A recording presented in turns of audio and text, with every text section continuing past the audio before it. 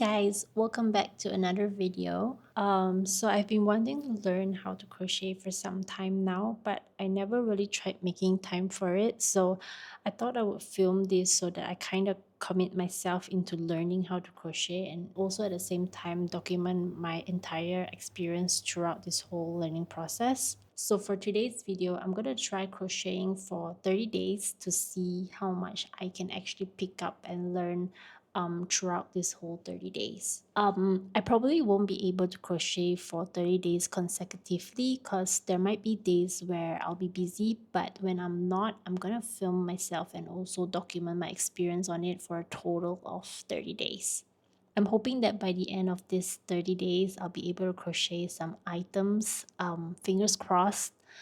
Otherwise, this video will be all for nothing, but well, I guess the point of this whole video is also to show you guys how easy or hard it is to pick up crocheting. So I think I'll still end up posting this video even if I end up failing.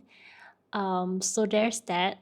I actually saw this post on my Instagram one day and I thought this pouch was so cute and functional that it made me want to try crocheting. So yeah, and this person also does a lot of crocheting tutorials on YouTube as well. She goes by the name of ETM Studio, in case if you guys also want to check out her channel. But yeah, from the looks of it, it does seem relatively easy to follow. So I'm hoping that this will go well.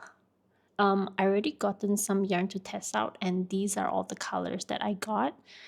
For the pink, I actually got them in two different shades of pink because I wasn't sure which pink would look nice on the frog's cheeks. And then this black and white would essentially be the frog's eyes, and the green would be the frog. And then I might also want to try out the bear version if the frog is successful. So yeah. And as for the yarn, I actually got it in the 4-ply, and this yarn is 60% cotton and 40% acrylic. So that's for the yarn. For the hook, I got it in the size 3.5 mm, which is the recommended hook size for the 4-ply yarn. And then I also got this, which is for the bear's eyes. And I also got some stitch markers and also some tapestry needles as well. So that's all the materials that I got for now. So I'm gonna try crocheting now.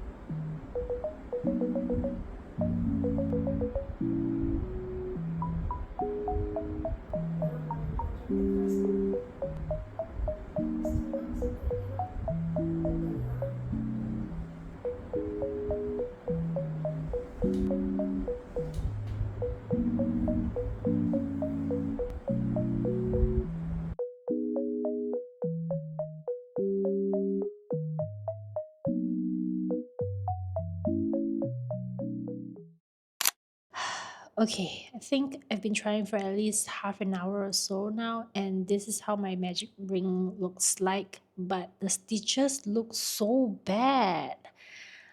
I'm just thinking if I should retry with a 5-ply yarn instead, or maybe just look into some beginner's tutorial to learn some basic stitches first, but feeling kind of discouraged at the moment.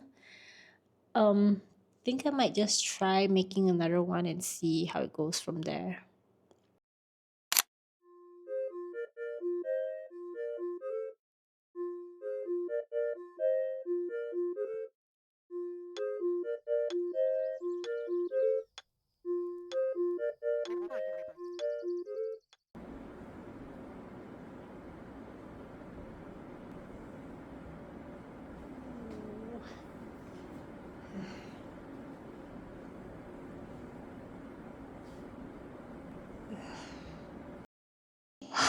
Okay, so this is my second attempt at doing the magic ring, and it still looks equally as bad.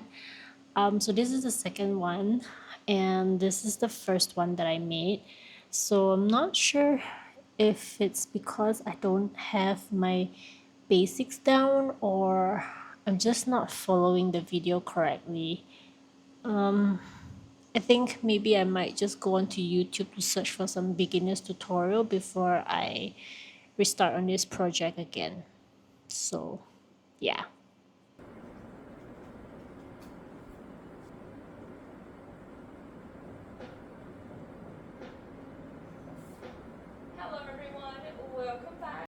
So I found a YouTube tutorial which I thought was really helpful for me in learning all the basics.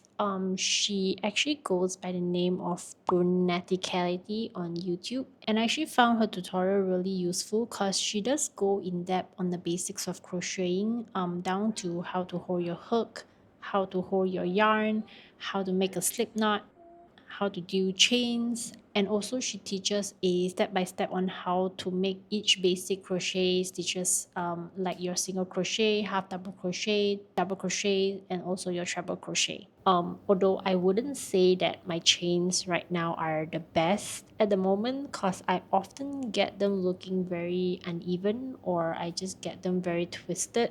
But in terms of the unevenness, I think it's still fine, because I noticed that once I start making the stitches over the chains, the unevenness kind of goes away and you can't really see it. So yeah, I tried making the basic stitches following her tutorial as well, and I basically made a single crochet, and this one is a half double crochet, a double crochet, and a treble crochet. But for some apparent reason, they are all curling up like a moon kind of shape rather than it looking straight. Not sure why. And you can see for my treble crochet towards the end, the stitches did not come out very nicely, but I think for the most part, they look pretty okay, I think. So the tutorial is about an hour and 15 minutes long, and I'm still not done watching the whole tutorial yet, so I might just continue tomorrow. I might want to also try a 5-ply yarn instead to see if it makes a difference. 5-ply and also an acrylic yarn. But I guess that's it for day one. So I will see you guys again in day two.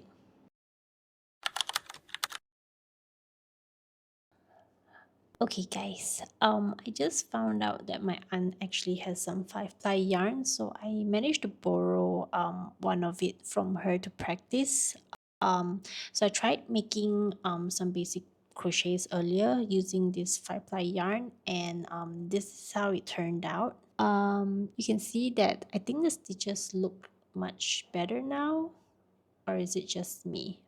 But I think it does look much better than when I did it with the 4-ply yarn, that's for sure. And also at the same time, I made a couple of rows using the same tutorial that I was watching previously. So I made a few rows with this, and I think it turned out kind of okay. It does look like as though I magically just knew how to crochet very well overnight. Or is it the 5-ply yarn really does make a difference? I really don't know, but I am feeling a bit more optimistic now after seeing all of this. So I think I will just give it another shot at the magic ring. So I'll update you again later on how my magic ring turned out. Just want to quickly show you my magic ring compared to the previous one. It definitely looks much better now, so I think I'm just gonna continue another round and come back again. Okay, so I'm done with another round, and this is how it looks. I know it's only the second round, but I do think it looks very good, and because I don't have a stitch counter, I'm currently using a calculator. So every time I'm done with a stitch, I would just plus one on my calculator, which kind of works for now. So I'm just going to continue for another hour or so before I clock off for the night.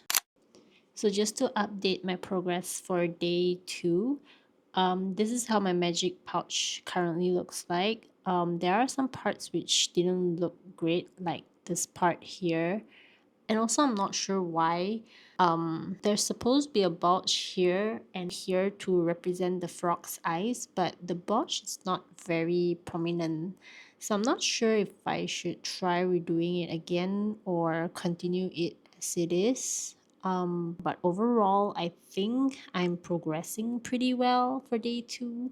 But anyway, that's it for day 2. So I guess I'll see you guys again in day 3.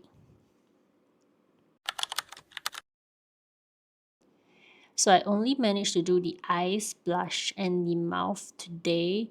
I didn't ended up redoing the frog's face again. But I guess after stitching in the eyes, it doesn't look that bad anymore. So I guess it's fine. I did take a bit of time stitching in the blush and the eyes because the positioning kept looking not identical to the other side. So I kept undoing and redoing it again until it was at a position that I was okay with. But basically, this is how it looks like for now. And I'm gonna call it a day today and continue tomorrow if I have the time. Otherwise, we will see when will be the next time I will check in with you guys again. I will see you guys again on day 4. Hey guys, so it's currently day 5, I believe, and this is how my frog pouch is looking. I realized I did not film myself for day 4, and I'm not sure if you noticed that this frog is actually not the same frog as the last footage. But I actually ended up redoing the frog's face again because as I was stitching the back and the front portion together, I realized the pieces did not match up. So this is the old one, and the pieces does not match. I guess because I missed a step. I even tried fixing it, but I think I made it even worse. So I decided to do a completely new one, and you will see that I mentioned that the bulge in the eyes part is not very prominent, and I realized the problem and I fixed it with this one. So you can see here compared to this one, the bulge is actually more obvious, so I fixed that for this one. So that's basically what I did for day 4. Today I will continue with the back netting portion. So I think from here onwards, I will need to crochet a netting all the way up. So that's what I will be doing today. Probably only have an hour or 2 for today, so I'll see how much I can get it done by today.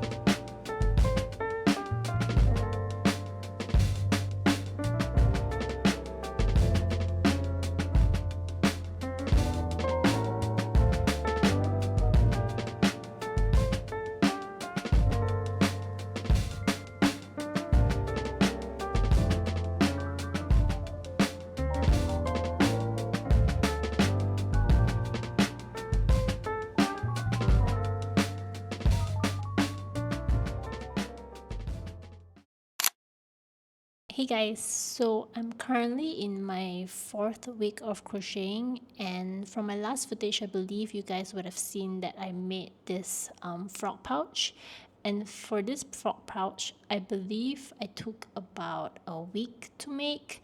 Mainly because if you remember, I had a lot of issues with this project. I am thinking of making another one, but in the 5-ply yarn, because the strap here is actually a little bit short for me, and currently it is a bit difficult for me to loop the strap over here every time when I want to use it because the strap is a bit short. So yeah, I might want to make another one because of that, because otherwise I can't loop it over a thicker strap like this. So yeah, might just want to do another one. So this was what I made on my first week, and then after that I did take a short break for a good couple of days because my arm was starting to hurt a lot. I think because I crocheted for too long of a period without taking breaks. So yeah, I took a break for I think about a week, and then after that on my second week of crocheting. Okay, sorry. I had to change my filming spot because I was sitting on the floor earlier and my back was starting to hurt. So as I was saying, after that, on my second week of crocheting, I actually made this bunny, which I think looks pretty cute. I actually made this for my sister-in-law who just recently gave birth to twins, so that is why I actually made two. So this one took me about 2 weeks to make, I believe. I also had some challenges with these bunnies as well, but I will go into more details later on after my 30 days. But yeah, I did had a different set of challenges for this bunny compared to the frog pouch. So this was the second project that I made. And then lastly, over the past weekend, I was at my in-laws' place for the whole day. So I brought some yarn with me to make this cat pouch, which you can actually use it to put your AirPods case. I actually don't have the footage of me making this, but this pattern, it was also by the same person who made the YouTube tutorial for the magic frog pouch, in case if you are also interested in trying. This was actually quite straightforward to make, which is why I think I only took about 2 days, 1.5 days actually to make this. But yeah. So these are the only projects that I made so far for my 3 weeks plus of crocheting. Since I only have a couple of days more before I reach my 30 days, I thought maybe I would just try making a tulip pot, which looks some sort like this. And this would probably be my last project for this 30 days challenge. So I guess I will talk to you guys again after my 30-day mark.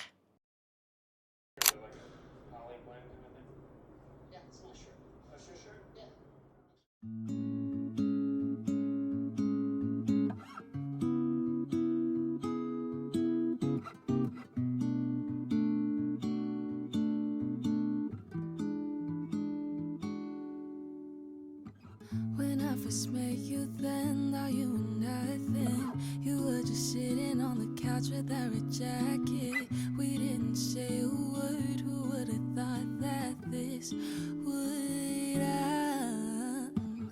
The more we got to spend, my feelings growing. I didn't think I'd be attracted to your type, boy. The summer when we kissed, beginning of our secret right here next to me, yeah.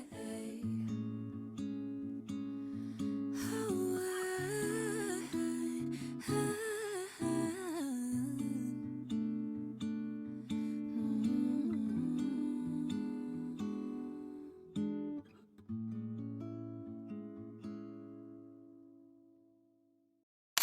So we have finally come to the end of my 30 days of learning to crochet. So I'm going to show you all the items that I crocheted during this whole 30 days challenge, and then at the end I will also share with you some of my thoughts, my challenges, and also what I learned throughout this whole 30 days challenge. So this was my first crochet project, which is a magic frog pouch. And this one you can actually open it up to become a small market bag, which I think it looks pretty cute. I think I also mentioned this earlier that I might want to make this again in the 5-ply yarn to make this strap here longer because I didn't make it long enough for this one, so I can't loop it over a thicker strap. So you can see here that I'm actually looping it over this plastic thing here instead. So this was my first project, and then this was the second project that I made, which is going to go out to my sister-in-law soon. This was actually my first attempt at using the Chanel yarn. And I wouldn't say it's the easiest yarn to work with if you are a beginner, because as I was crocheting the rounds, it was really hard for me to see the stitches, but somehow I still made it work. And this is how the bunnies turned out. This one, I think I took about 2 weeks to make, which is the longest one among the rest. For the magic pouch, I actually took about a week to make, but I could probably complete it earlier if it wasn't for all the mistakes that I made. For this pouch, I would say that this is actually relatively easy. The only thing is just to make sure that your stitches are equal for the front and back, because otherwise when you start joining the pieces, you will notice that you won't have enough stitches to stitch them together. So that's the only thing I would comment on this one. Otherwise, it's actually easy to make. So for this pouch, I followed a tutorial by ETM Studio, which I will link it down below. And the bunnies as well, I also followed a tutorial on YouTube by Mahum Crochets, which again, I will also link it down below. So that's the second project. And then after the bunnies, I actually found another YouTube tutorial by ETM Studio again, which is this cat pouch. So this one, you can actually open it up and put your AirPods in here, but I don't own a AirPods, so I just use it for my regular earphones. So this one I only took 2 days to make because it's actually really easy. So that was my third project. And then the last piece of project that I actually made is this flower pot. Let me just frame this higher. Okay. This one I think I took about 3 to 4 days. This one I also made it for my sister-in-law, so this is gonna go out together with the bunnies. And this one was also relatively easy to make. I got some wire sticks to make this stem part here. And also for the leaves, I used some thin wires to wrap it around so that it gives the leaves its shape. And also inside this flower pot here, I actually added one small little rock in here so that it helps to balance out the flower pot, and so that it doesn't tip over. But yeah, this is the flower pot. This one I also followed a YouTube tutorial by Sherry Crochet, I believe. So this one was quite easy to make. You might have to sew a bit at the top here for the tulip, but it's not as complicated as the bunnies. So in terms of difficulty, I would say that the cat pouch is probably the easiest one to make, and then followed by the frog pouch. No, wait. I think I would rank this flower pot second because it is easy to make with less complications, just that it does take a bit more time. So yeah, I think I would rank this second and then follow it up with the frog pouch, because for the frog pouch, I did not really like sewing in the face parts because it needs to look identical to each other. But for the netting part, I think it was okay. So I'm not sure which I would rank second. But I think based on my experience, maybe because this one I did it when I just started to learn how to crochet. So I felt like I didn't really had a very good experience with this. So I thought it was harder than this. But probably I would rank this second and then this one third, and then the last one would then be this bunnies, because this one I really had to learn a lot of things like crocheting with the Chanel yarn. I need to learn how to stuff properly or sufficiently, and the last thing was also learning to sew all the bunny parts. So yeah, I would say that this is actually the hardest for me among all the projects. So now on to the tips that I learned while I was crocheting for this whole 30 days. And my first tip is to learn some basic crochet stitches before actually starting on a project. I dived into this thinking that I could just follow along with a crochet tutorial, but boy was I wrong, and that turned out to be a disaster as you've seen. So I do recommend learning the basic stitches first so that it is easier for you to follow along any patterns that you might want to try. And my tip number 2 is to treat your stitch markers as your best friend. You need to always remember to place your stitch markers at the start of each round so that you know where is the starting point in the event that you need to unravel your stitches again for that particular round when your stitches doesn't match up or you lost count of your stitches. I know you could always just see your stitches count from there, but as a beginner, I did had a bit of trouble differentiating between each stitches, so I would just place a stitch marker before I start off with any round at all. Which then leads me to my next tip, which is to always remember to count your stitches as you go. If you're someone who gets easily distracted or wants to watch a TV show while crocheting like me, I do recommend using a stitch counter. You might think that you got the counts all in your head, but trust me, you will get distracted. When I started out with the frog pouch for the first time, I never counted my stitches in each round at all, and I only realized how important that was until I needed to join both sides, and the number of stitches on both sides did not match up. So that was a really hard lesson for me to learn. For me, I found using a calculator was good enough, so I didn't get a stitch counter. So I would say that you could just get away with just a calculator that you have lying around. Another tip that I found useful was to write down the pattern before starting any project, and this actually helped me a lot, especially in a particular round where there's a mix of different stitches or a mix of single and increase or decreases in a round. I wrote it down in my own way that I would understand. So, like for example, if you see here, I would put 2 lines here so that I know that it's an increase in the 8th and the 9th stitch here.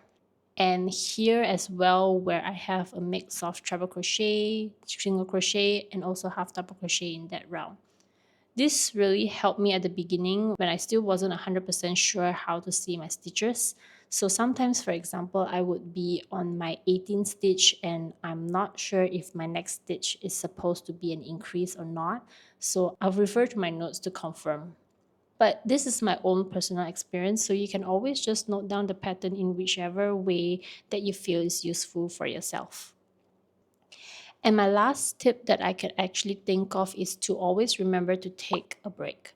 And this again was a hard lesson that I really needed to learn because I had gotten so addicted to crocheting and would be crocheting for hours after work or even on the weekends that at some point my hand finally took a toll on me.